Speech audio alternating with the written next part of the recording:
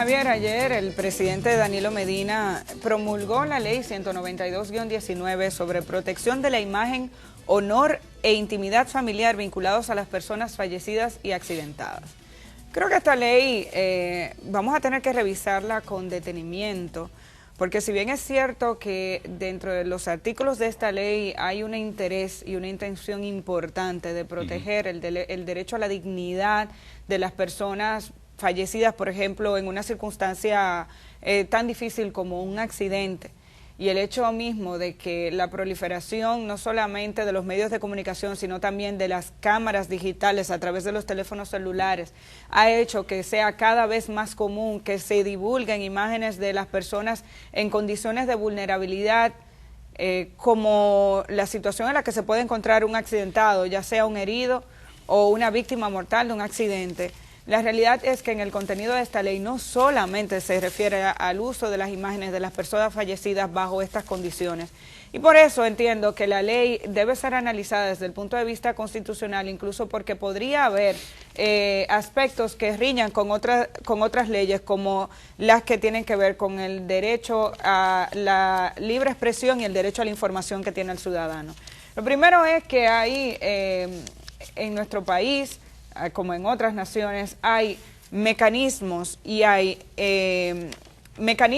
formatos establecidos para mostrar imágenes de personas en condiciones vulnerables. Ya no solamente me refiero al tema de los accidentes, estamos hablando de la manera en la que podemos mostrar a niños en condiciones de vulnerabilidad. Con el caso de los niños incluso hay que pedir autorización de los padres o tutores para divulgar sus imágenes, aun cuando sea un ambiente agradable. En el caso de los accidentados, aquí se muestra cualquier cosa. Pero en el caso de los fallecidos, tenemos medios de comunicación que al día de hoy agarran y van a una funeraria y ponen un cuadro cercano del rostro de esa persona muerta. Y eso se debe al proceso de formación de la gente. Y cuando hablo de los medios de comunicación tradicionales, incluso es más cuestionable aún que este tipo de situaciones se dé, porque hay formatos establecidos, tiros de cámara, que es como nosotros conocemos a los encuadres, que orientan al camarógrafo formado sobre cómo se debe o cómo se puede o no se puede, o se debe o no se debe mostrar la imagen de una persona que se encuentra en estas condiciones. Incluso uno tiene que preguntarse cuál es la necesidad. Pero también hay situaciones graves, y me acuerdo, por ejemplo, del caso del terremoto de Haití, donde discriminar las imágenes por un momento, en el momento de la situación de crisis, se hacía incluso bastante difícil poder establecer qué grababas y qué no, y dónde se veía una víctima y dónde no, cuando tú tienes una catástrofe con esas dimensiones, donde incluso se ha discutido en términos éticos hasta dónde se movilizó y se comprendió la dimensión de la situación a raíz de que las primeras imágenes mostraron la gravedad de los hechos, y posteriormente los medios comenzaron entonces a filtrar, pudieron editar con mayor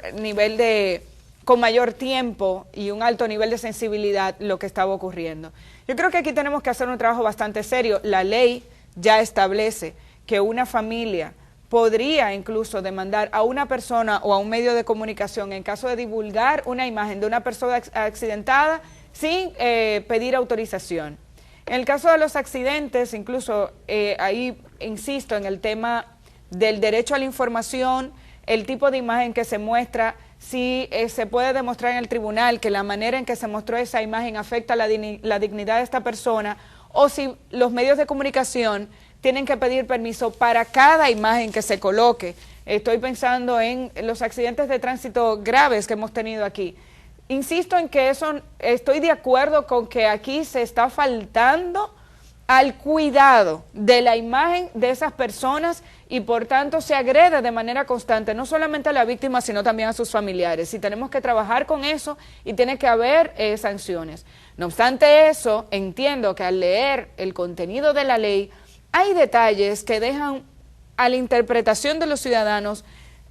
aspectos que son muy amplios, que tienen que ver con prácticamente con que el medio de comunicación para todo tendría que pedir una autorización de todos los involucrados, y en la práctica eso es imposible, porque al final de cuentas se va a tener que considerar el derecho a la información, la necesidad de la información y qué divulgas y qué no. Tenemos que aprender de otros países. Por eso digo que el rango es muy amplio, porque tú ves informaciones donde se divulga la imagen de un accidente y tú no necesariamente tienes que ver las víctimas, y hay muchas formas de hacerlo. Pero creo que la ley tiene algunos detalles que deben ser analizados. En adición a eso está el tema del uso de la imagen de personas fallecidas, aun cuando sean personas públicas o hayan sido personas públicas. Ahí también la ley establece sanciones o posibilidades de sometimiento a la justicia si se utiliza el nombre, la voz o la imagen de una persona fallecida para fines publicitarios, para fines comerciales, y eso me hace pensar en la cantidad, por ejemplo, de líderes políticos cuyas imágenes se utilizan de manera frecuente, o situaciones en las que personas públicas se ven involucradas en muertes violentas. Hemos tenido el caso de legisladores asesinados en nuestro país, alcaldes, regidores. La información vinculada con estos casos en algún momento incluso podría afectar ya muerta a esa persona, podría poner en tela de juicio las actividades en las que estaba involucrada esa persona. En la medida que se investiga por qué fue asesinado o no, si estaba involucrado en algún acto de corrupción, si hubo un acto de sicariato y qué había detrás de todo eso. Entonces,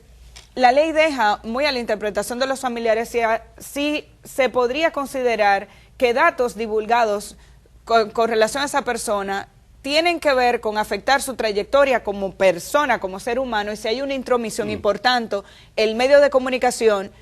podría ser sometido a la justicia. Creo que la ley hay que estudiarla con detenimiento y verificar si el interés que se manifiesta, que es importante, de protección a la dignidad humana, a la hora de establecer rangos tan amplios, podría afectar ese derecho a la información y limitar incluso la capacidad de acción de los medios formales. Es muy importante que esta nueva ley promulgada ayer por el Poder Ejecutivo, como tú dices, pueda ser revisada, si bien es cierto que, como bien señalas, que intenta resolver y atender a una situación que cada vez con mayor frecuencia se ha estado presentando, pues al mismo tiempo tiene estas otras limitaciones que tendrían que ser consideradas, que tendrían que ser evaluadas para no afectar ese libre derecho a la información y el derecho que tienen los medios de comunicación a divulgar los hechos tal y como acontecen sobre la base de una serie de procedimientos y de normas establecidas que tienen que ser implementadas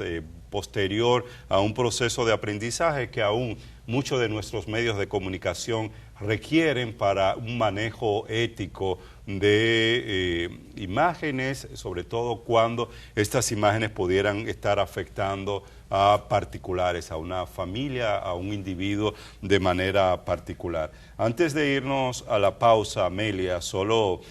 señalar que estamos dándole seguimiento a la situación